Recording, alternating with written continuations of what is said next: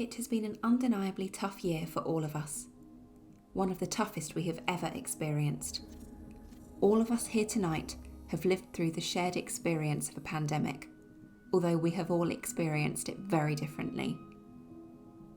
We may have worked from home, our kitchens became our offices, we may have been furloughed, we may have been a key worker, or we may have had time to find new opportunities.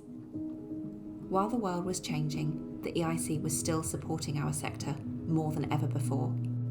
In our industry, we've seen an increase in self-harming behaviour of 78%, and those seeking support for mental health has increased from 1 in 3 to 1 in 2. 5,746 people contacted the charity at breaking point, and within our industry, there were 38,000 redundancies. We have all had to adapt, and the charity has adapted too, so that we can keep supporting our industry. But something which will never change is how we support those who need it most. Our caseworkers are a small team, but they are a mighty one.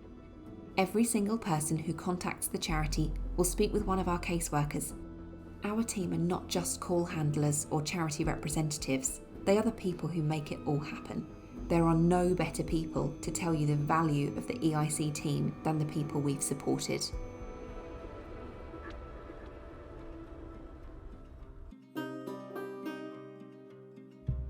I'm 46 years old, live in Bromley, and I run a fire and security company. I was at home laying in my son's bedroom as I didn't feel too good.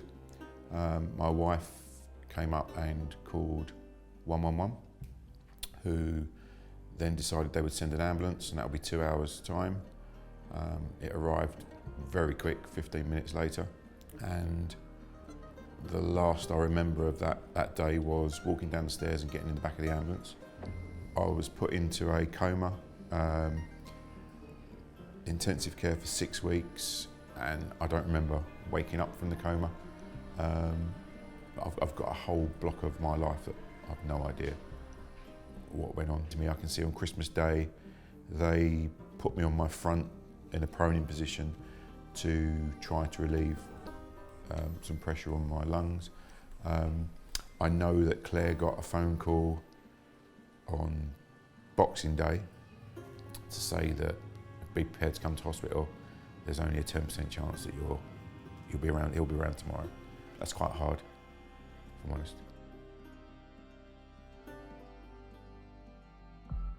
I couldn't walk when I came out of hospital.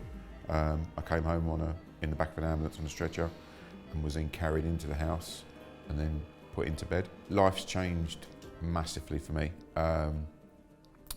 I can't walk properly. The nerves in my feet and legs are dead, to probably the easiest way of describing it. I've got quite bad drop foot. I've got no sensation in my lower leg and feet. I've got issues with my left hand. I can't grip properly, it's got permanent pins and needles. My hair's stopped falling out, so that's a bonus. Eyesight is going down, but my lungs are crystal clear.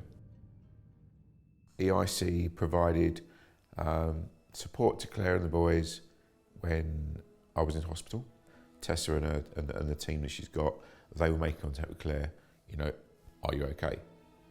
What do you need? What can we do? Do you want to talk, etc.? How are the boys? And it sort of evolved from there. EIC stepped in, and they got me on a good road.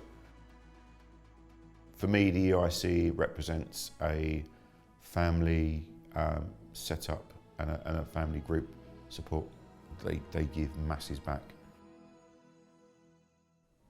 Our caseworkers are a small team, but they are a mighty one.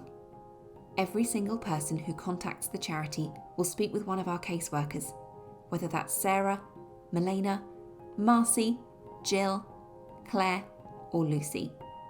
That means all 32,000 cases are supported by just 6 people.